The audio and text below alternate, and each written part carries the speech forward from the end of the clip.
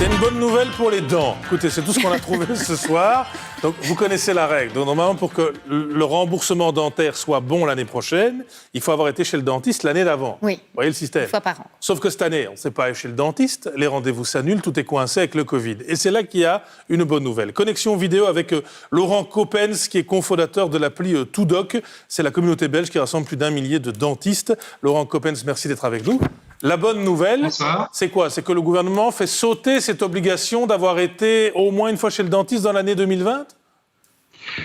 Sauter, pas vraiment. En fait, ce qui se passe, c'est que si vous avez été chez le dentiste en 2019, votre consultation va être valable pour 2020. Donc, effectivement, en 2020, vous n'avez pas d'obligation de vous rendre chez le dentiste et vous serez remboursé de la même manière en 2021. Il n'y a pas de sanction, ce qui est pour moi vraiment une décision tout à fait logique parce que le milieu est totalement saturé.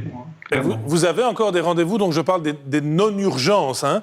Il y a encore des gens qui vont chez le dentiste, ou pour le dire autrement, il y a encore des dentistes qui reçoivent en ce moment?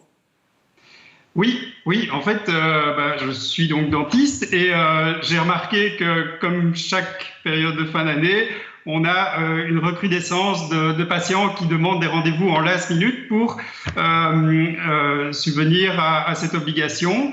Et donc, j'ai créé une communauté collaborative entre dentistes pour gérer les urgences qui s'appelle Todoc. Et au sein de cette communauté, on s'est tous posé la question, mais c'est incroyable le nombre de personnes qui nous demandent encore des rendez-vous pour cette consultation annuelle qui est nécessaire, mais dans ce contexte-ci, elle est pas du tout obligatoire. Qu'est-ce que vous estimez une consultation, par exemple, prenons un exemple, une obturation qui a été faite par juste un petit pansement, est-ce qu'on peut venir finir son plombage? Oui, tout à fait. Là, je parle vraiment des check-up annuels.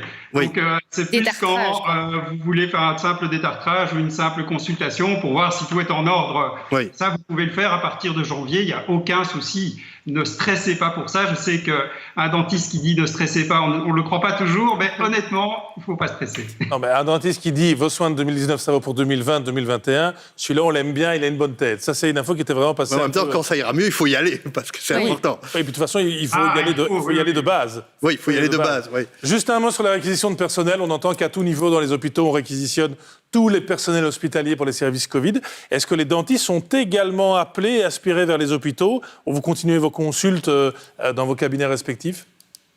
Non, on n'est pas du tout réquisitionné. Moi, je n'ai aucun message à ce sujet de la part de nos organisations.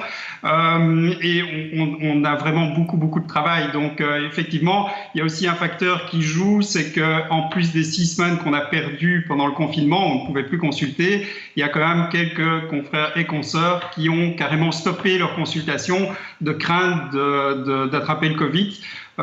Les gens plus âgés ont certainement anticipé leur prise de retraite, quoi.